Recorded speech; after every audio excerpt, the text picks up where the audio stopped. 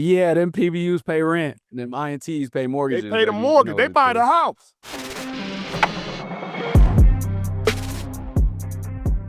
Welcome back to the Richard Sherman podcast. We got an incredible guest on today, Evan Williams of the Green Bay Packers. Been playing so well this season, brother. Appreciate you joining us.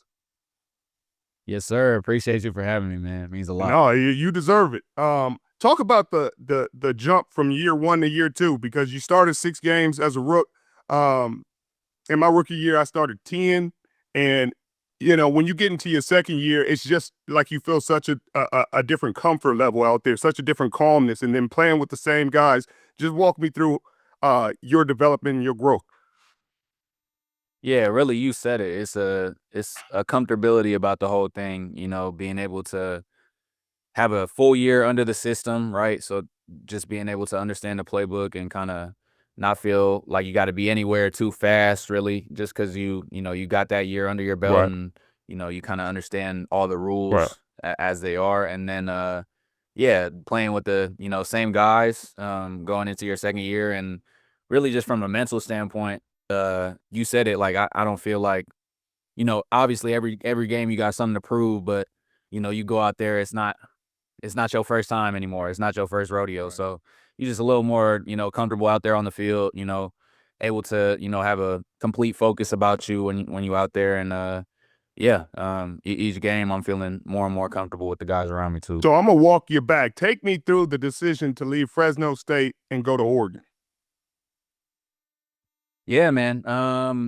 I really wanted to finish my college career at Fresno State. That was, my plan, for my whole really college career until, yeah, I had a little knee injury that kind of sidetracked things my last year at Fresno State. And that year, I was able to get surgery, come back, and win a championship there. And so, yeah, really just came down to having talks with my family, talks with friends, close people around me. And the consensus was, I really just did all that I could do at Fresno State, committed 4 good years there.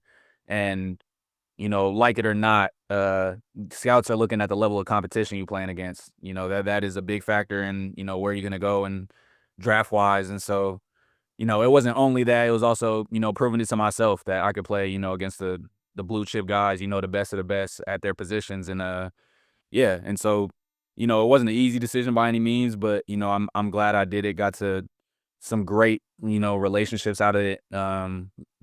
Got that whole coaching staff, Coach Lannon, Coach Lupoy, all of them taught me so much for my 1 year there. And yeah, got to, compete at a pretty high level, went to the Pac-12 championship and all that. So wasn't an easy decision, but, definitely looking back, I'm glad I did it. Right. Hey, sometimes you got to make hard decisions, and it pans out exactly like you need to. You also participated in the Senior Bowl, and I played in the Senior Bowl before it became whatever bowl it is now, because they say juniors could play in it. I don't know how it's the Senior Bowl and everybody get to play, but Yeah, I don't know about that. right. But talk about that experience, because they called me after the first day of practice. Somebody got injured. It was kind of disrespectful, but when you're going through that process, you like, hey, I'll take whatever I could get. Y'all giving me another shot? I'm in. Man, and I was kind of in the same boat. I was a pretty late add to the Senior Bowl, so I was hoping to get whatever bowl invite I was, trying to get. Yeah, at that point, you kind of just grabbing and clawing. All right, whatever op I got, let me take it and yeah, hit the ground running. But no, yeah, I was thinking East West Shrine Bowl was initially, and then one of the last days, like probably less than a week before they got going, they invited me. Got to come down and yeah, honestly met a lot of people that are in the league right now, and that was kind of just a pretty cool process, seeing obviously talking to all the scouts, and then yeah, meeting a bunch of your boys that are going to be lifelong relationships in the league. It was a pretty cool thing to be put on, and yeah, I'm glad I was a part of it for sure. Yeah, it's such a cool game, and it's so cool to play at a high level. You don't realize they don't care nothing about the game until you get to the game and nobody's there, and the scouts, everybody's gone, but they're there all week at every practice, watching every one-on-one, and you're like, why is practice more important than the game? But it is what it is. It works out. No, yeah, for sure. It was pretty empty. Now that you say that, it was pretty empty during the game. I got a pick too in the game, and I'm looking around for the scouts. I'm like, all right, ain't nobody around here really. Right. But, Right. You're like, yeah, they'll send you the nah, it was tape. They'll cool. send you the tape. You'll see it. You'll see Yeah. They really just wanna see your practice habits, it. Right. and yeah, see really your character, what you made of, but no, it was a cool experience regardless. Speaking of character, and so now you're drafted by the Green Bay Packers. You're a California kid. You go from Fresno State to Eugene. Now you're in Wisconsin, Green Bay, Wisconsin. As another California kid, I've never been to Green Bay, Wisconsin to live. I've been there a couple times, and all I knew before they got that Roadhouse or whatever Texas Roadhouse they got now, they only had that Red Lobster, Man. and that was it. That was the spot. They they got a few more restaurants now. You can come back, Yeah. check them out, but nah, it's a little more the same, I must say. But nah, man. But it seems like some of the best fans in the world, one of the most unique environments I've ever seen. They seem like they have so much love and appreciation for the team, and the relationship with the fans and the team is really unlike anywhere else. Yeah, it is pretty unique, really. I always say that the fans or just the people really make the town. Like everybody you run into, two things about them. They love their Packers, and they're not gonna do the most when you out in public. Like they definitely understand, and if they know who you are, they're gonna just show their appreciation in the little ways and not try to blast your name, ask for a bunch of pictures and stuff, which I think is pretty cool. Just being able to maintain that little bit of privacy when you're out with your family and all that. But nah, yeah, Green Bay, it's been a blessing for me so far. Again, the organization is just pretty one of a kind as far as how they take, care of everybody. Every player is like family to them. So, they take care of you and your family in a certain type of way. And it's really just built around a culture of winning, right? Like that's kind of just the standard around here. And, being able to hold everybody to that standard is a pretty cool thing to be a part of and expect out of other people. What was your welcome to the league moment? It don't got to be on the field. It can be on the field. It could be off the field. It could be in the off season. But what was your welcome to the league? Like, man, I'm really in the league. It could be bad. It could be great. Yeah, I mean, there's not many welcome to the leagues that are positive, I must say. But if I had to pick one, there was it was actually pretty late in the year. I mean, I wouldn't say this is the first welcome to the league, but we're playing the Dolphins in Lambeau. Really cold game. Like it's snowing. It's probably around 10 degrees. And then, yeah, so boom, Raheem Mostert gets a little sweep around the edge, breaks through the second level. I kind of get a late read on it, so I'm not really hitting the ground. Oh, that's bad running, ball. That's bad ball. Man. And so, yeah, he pops through the hole like untouched, and I'm kind of on my heels already. I said, okay, I got to reaccelerate real quick. So I reaccelerate, and yeah, let's just say I got a face full of hands for sure. He even Not got my gas. best moment, but he even got yeah, real and gas. he can too. run. So he's coming through, like he's running now. I'm like, okay, I gotta restart my feet. Tried to get going, and yeah, he gave me one. I said, okay, there's levels. Right. Just There's levels. put that in the notebook. Nothing wrong with that. Right. Yeah. Take your notes. Keep it pushing. Yes, Keep sir. it pushing. Yes, sir. It happens like that sometimes. I played. Look, I feel so old because I'll be like, back in my day, my rookie year, there were still fullbacks with neck rolls on. So I hit a fullback Oh, with a neck roll on, coming from a deep third without no flat defender, and just know I was seeing black and white on one side and color on the other side. Like I had two different TVs, but I survived. Man. Yeah, we made it. We made it. We Look made at it. us now. We just stronger because of it. That's it. That's it. That's it. Talk to me about Jeff Hafley, because one of the best human beings, one of the most incredible football minds, and just a great genuine human being. How he relates to his players, how he speaks life into his players, and how he does everything he can to put you guys in position to be successful, and he wants the best for you. Talk about your relationship and just meet. You came in as a rook, so he's all you know. Yeah, and really, if I could just describe him, it would be he's a leader of men, and he knows how to do it really well. And as far as just like how he talks to us, again, he's a guy that treats you like family. Is always asking how you doing, like how's your mental, how's your family, the questions that matter, right? Like you want to know that your coach got your back just like you got his. And so yeah, that's a guy that showed care, as immediately as I got into this program, had a plan for me, um, immediately, as I came into this organization. And then on the field, as far as scheme, like, he just makes our jobs so simple, just so that, and before each game, one of the things he always says, he's like, Listen, don't even worry about making mistakes, right? Like, just play fast. Like, put whatever mistakes you got, if you got any hesitancy, that's on the coaches. That's on us. I just want you to go out there and play as fast as you can, as violent as you can. And that really just, frees things up, from a player perspective, right? Like, I don't got to worry about making a mistake. Coach not gonna get on me for that. He will, but But yeah, he's that's down the road. That's down the road. But no, just for him to have that trust in us, and to give us assignments that just allow us to get our cleats in the ground, read everything in front of us, and play fast. He keeps it simple for us, and yeah, just puts us in a great spot to make plays. you guys have a really smart and young and aggressive secondary. I love watching you guys play because you guys remind us of when our secondary group so much because we kind of grew up together and it's like an offensive line and the secondary is the same. The more time you spend together, the more you play together, the more you kind of know each other's habits. You know where he's going to be, what to expect, his strengths, his weaknesses, and there's a different way of like dealing with adversity. So when you run into adversity and you run into hard moments, it's not like you guys are like, man, what the F are you doing? What the F are you doing? You're just like, hey, I understand you wanted to do your job at a high level. Mistakes happen. Hey, we getting past that next play. And so again, just to speak to carry on what you were saying, it's like you guys speak confidence into each other. Your coach speaks confidence into each other, so you're not afraid to make a mistake or shoot your gun because you know they got your back not only on the field but off the field. Yeah. Yeah, I mean, that's really everything, just building a relationship, in that DB room. Um, yeah, it's huge, from especially coming off those field, those post-drive, post-touchdown conversations are some of the, most important conversations you're gonna have in the whole game, just because, it really teaches you about the group itself, how y'all gonna respond to adversity, and just how tight your bond is, right? Like, if you're able to just acknowledge the problem, get it solved, and not have to worry about somebody feeling some type of way just because we've all been with each other. We've all been through these adversities before. Like, it's nothing new. Everybody's got to, take accountability at some point. And so, yeah, just being able to, get the problem solved as fast as you can.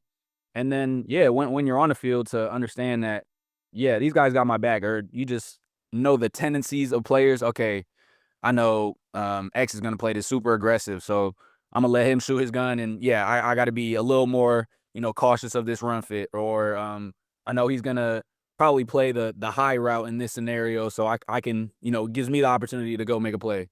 Just, the more reps you stack in practice, the more those things unconsciously happen, and you're able to just play off each other. And yeah, really, it's a beautiful thing, when you see these DB rooms getting to year 2, year 3. Or, I mean, how long were y'all together, the LOB? We were, Too long. yeah, too long, too long. I think we end up getting Yeah, 6 and together. just yeah, hell yeah. So, yeah, being able to just have that confidence in your brothers, there's really nothing like it from a back end perspective. No, there's not. And waiting till you guys get into some of these playoff games and you Oof. just get, oh my God, it's feel like your brains are tied on a string. You start to Mm. get in the zone. I tell you what, it felt, oh, it's different. We're going to talk after y'all go to the playoff and y'all Oh, boys yeah. play well. And after that, y'all go make that deep playoff run, hopefully get you a trophy. I'm putting you back on the podcast. And hey, Hell yeah. you're going to be like, It'd be an honor. I know what you're talking about. Like you Hell tied on a yeah. string out there. Absolutely. No question about it. That's gonna be fun. Speaking of, you guys were underrated last year. Um, for some reason. I mean, you guys were top 5 defense, top 6, top 5 in yards, 8 in sacks, I think 6th in points or something like that. And underrated because of what I would consider just star power and you know what I mean? Because you guys got a really good group, talented group, young group. And now you get Micah Parsons, and it almost validates all that you guys have been and all that you guys are.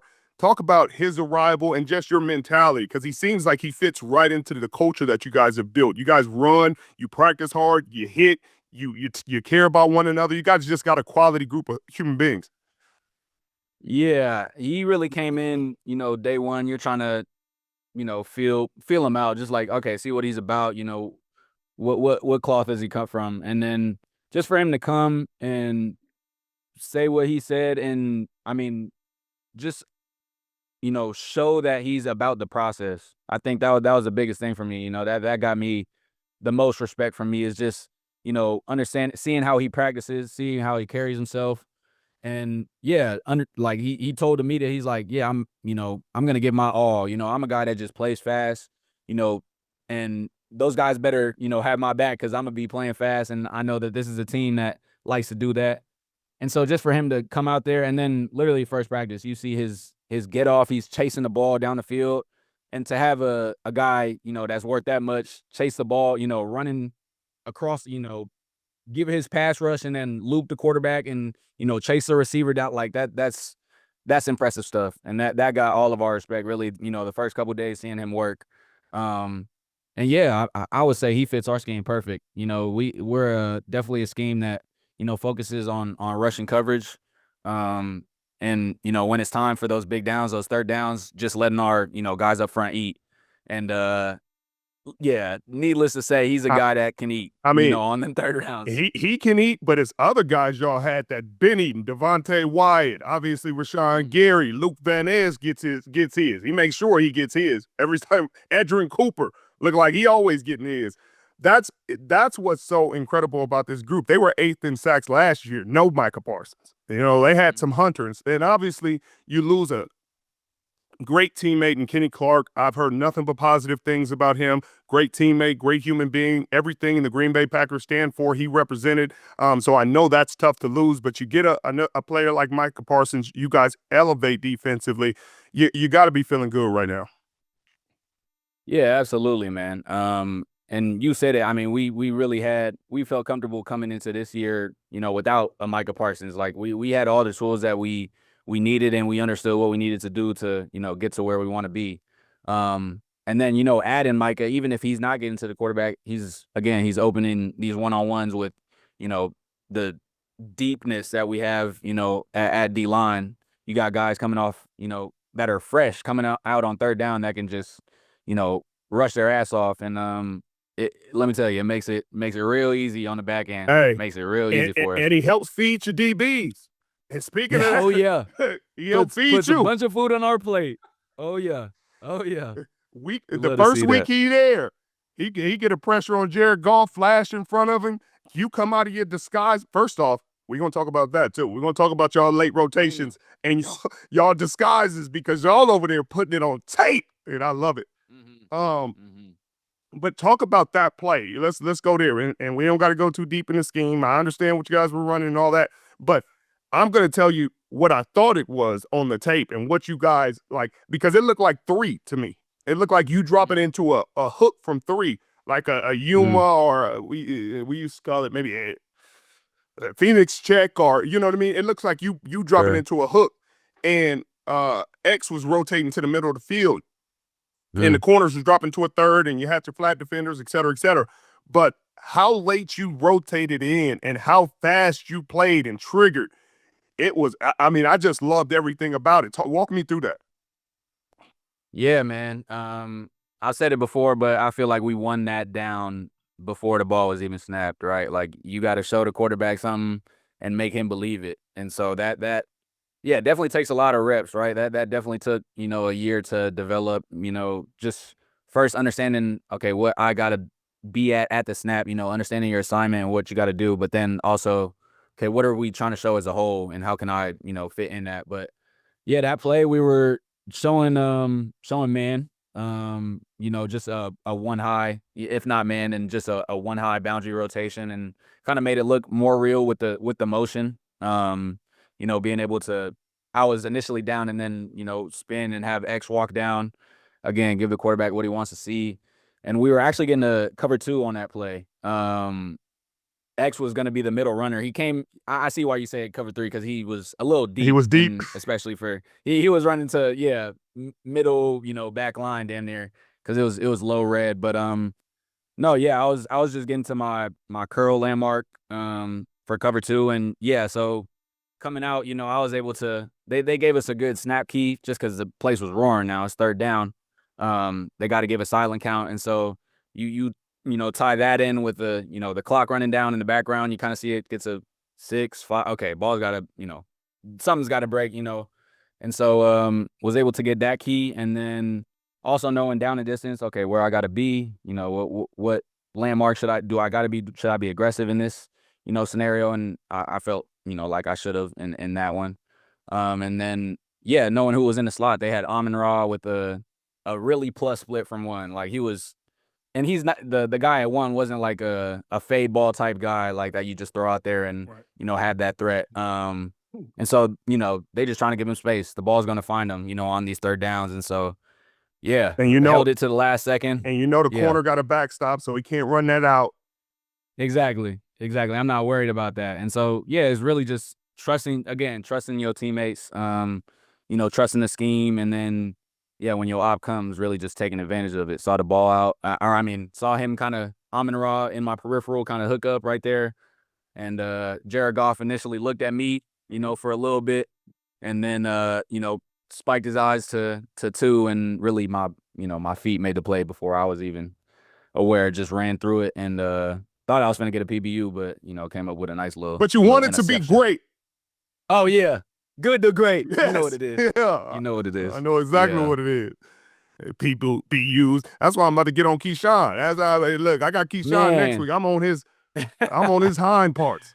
Yeah, as you should be. He's got to turn one of those into that boy into gets some money right there. 5 knockdowns and don't book none of them. You don't want no money. You don't want to money. You want to drive off in a Honda. Them PBUs pay rent. Them INTs pay mortgages. They pay the mortgage. They buy the house. They buy the house. You buy you catch one of those. You catch 2. You start having a whole different conversation. Mm-hmm. But few houses. Yeah, few houses. At Green Bay, I heard some affordable houses. Hey, come on now, make yourself comfortable. Y'all want to continue. Oh yeah. I love the quote that you had after the game. You said, "Don't let victory mask your problems." Ooh, people don't even understand that level of accountability. That the wins ain't even. It's the process. It's the process. It's making sure you got great practice habits, making sure you correct the mistakes. The result is what it is, and that's that's such a cool process from you and your age, the maturity that you have to see it, and the culture that you guys are building. Oh my God, man! I just love to hear that quote. I'm sorry, I ain't even got a point or a question off of that. Nah, and that's the truth, man. Because your moment you let those victories stack and let that get in the way of you getting better. Let that blind you from seeing the problems that you got to fix. Is the day you get beat, day you get complacent. And so it's always been about the process. Always been about getting a little better each week, each day, however you can, and really the result is the result. What you put on tape is what you put on tape. I love y'all chemistry back there, the 3 safety looks that y'all, and then when you come and Javon moves to nickel, and how he played way bigger than what he is. Hell of a game. He played big and he plays fast. Y'all bring him in prepped and ready to go. These is ready-made microwave dinner. Oh yeah. Y'all bring him in quick, but you do such a great job. There's so much humility in the way you play and the way you operate back there with X. And that's what I'm not going to talk through everything in y'all scheme because there's a lot of football and they got to figure out what y'all doing back there. We ain't going to tell them. But the way y'all rotate and the way y'all communicate to rotate and the way y'all make decisions to rotate and the freedom that Haf gives y'all is such a cool thing. Not every coach is going to give young DBs the freedom to pretty much make it look like it needs to look, make it happen the way it needs to happen. But he believes in how smart and how incredible of the players you are, and that's a cool trust to have from your DC. No, yeah, absolutely. It was probably one of the times in our recent meetings, he called us the quarterbacks of the defense, like the DB safety room.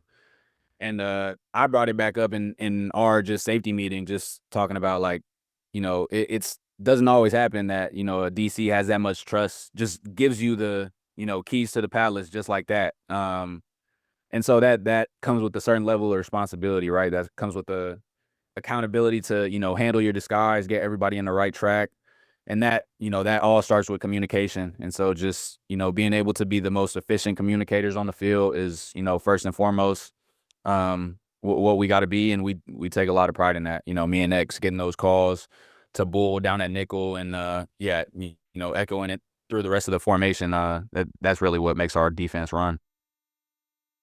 Yeah, y'all do a great job. And another thing that you see that jumps off on tape for you guys is the effort that you play with, and that's a thing that it takes no talent. Those are one of the things that take no talent. And any great defense, any truly great defense, they're gonna jump off the tape like that. They're gonna do the things that take no talent at a higher level. I'm sure if I went to y'all walkthrough, the attention to Mhm. detail in that walkthrough, I guarantee you there's no passes completed. I guarantee you it's guys where they supposed to be. It's probably noisy. Guys talking up a storm because that's great defense, and you can see it each and every week. So that's a testament to the work you guys put in, the care you guys have for one another, the standard you guys set, and the standard that you guys are trying to reach every single day. I see nothing but greatness. I mean, even last year when y'all played the Eagles, I thought y'all played a great game. You know, unfortunately, Mhm. the other side of the ball was pretty beat up. Y'all were beat up Um, in the receiver room. It's hard to beat the eventual Super Bowl champs without a healthy Yeah. receiver room. um, That would have said a lot about y'all. Y'all would have got that done. But um, let's talk about that offense. Jordan Love, 4 touchdowns, no interceptions. Josh Jacobs continuing to do what he does. That's another thing that allows for great defense, a run game and controlling the clock and the things they um, do each and every play, each and every week. They do a good job of turning your turnovers into points, into 7 points um, and not 3. Tell me how good that offense could be. I mean, I think we've seen it through these first two uh, games, and honestly, I feel like there's a different level that they can even tap into. We've been banged up a little bit, early this year. Jay Reed, just recently, got banged up, but no, I mean, I feel like just the more comfortable people get in this scheme, and MG starts to come alive because he's going to come alive. Yep. It's not a matter of right now; it's a matter of when. Because he's going to get his. But no, I mean, just to have that confidence in getting the ball back to the offense is everything from a defensive perspective. It makes us want to run to the ball, attack the ball at the highest level because once 10 gets the ball, he can do anything with it. Right. He can sling it 60 yards downfield or run somebody over if he wants to. Don't do that again, but he can do it. He did it. He did it. He just It's wanted to put it scary, on tape. but yeah. I'm cool with that. Just do it once. Nah, but yeah, being able to have that confidence in your offense to it just motivates you even more when you on the field to, all right, we get the ball back to our offense. That's points. Like automatically, that's points. And then obviously having the run game, be the way it is. Whenever it gets late in them games and you're up a couple scores, call it Josh Jacobs time. Because he could just take over a game. You just give him the ball and see what kind of magic comes out of that. And he's been a workhorse for us these past 2 years. And yeah, I mean we got special guys all over that offense. And we've shown pieces, but I feel like there's even more of a level that they could tap into, coming down for the rest of the season. No, they're young too. They're young. You guys are young Mhm. as a group, and you're going to continue to grow. Um, what what's your goals? What were your goals coming into the season? Obviously, you're on a great track already, but I just wanted to know what you big picture. I know the trophy is always the goal, but what else? Yeah, personally, I wanted to just really be around the ball this year. Set my mind on, double digit turnovers, mixture of INTs and forced fumbles. Definitely want to get some forced fumbles this year. Feel like last year I was kind of not hunting it, but just taking some downs. I would see myself just wanting to make the tackle more than being as ball aware as I can be. And I know that, when our whole defense is, that's the only thing on our mind, that we're a pretty special group. So that's definitely first and foremost. Trying to get double digit turnovers was definitely something that I'm looking forward to. And yeah, I mean I can name a bunch. All Pro, Pro Bowl. Those are all things that are goals in my mind. But really, the ultimate goal is going 1-0 every week, and obviously trying to make it to the highest level that we can, and that's that Super Bowl, baby. Yeah, no question So. about it. No question about it. Charles Woodson, a great all-time Packer, told me, "I've never seen a running back receiver leave without the ball. So if you once you grab at that ball, they going down or they letting it go." And Mhm. he's one of the great turnover machines of all time. 65 books. That's ridiculous. I mean, That's God, ridiculous. it's dumb. What's that, like 6 a year? It's something. Yeah, It's that's something ridiculous. really dumb. And the player of the year in like year 10, like, oh my God, in Green Bay.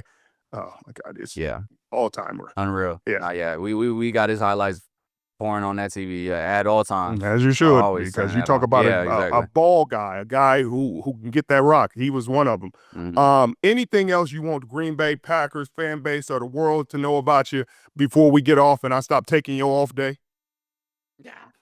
Nah, I mean, I already got a lift in, so not really an off day, but nah, to Green Bay fans alike, just prepare for more of the same. Prepare, for us giving our all each and every week. It's gonna be a fun season, and just to you, just want to say, thank you for being all you are for the DB position. Really, to me, you definitely reinvigorated the DB position. As I'm coming through high school, especially with your path, coming from receiver to DB. I played a little receiver in high school and used to think that was cool, but you with the LOB and yeah, Cam and ET, y'all really just made the DB position, brought a certain level of swagger to the DB position and confidence. And yeah, that was really cool for me. So just want to say thank you on that part.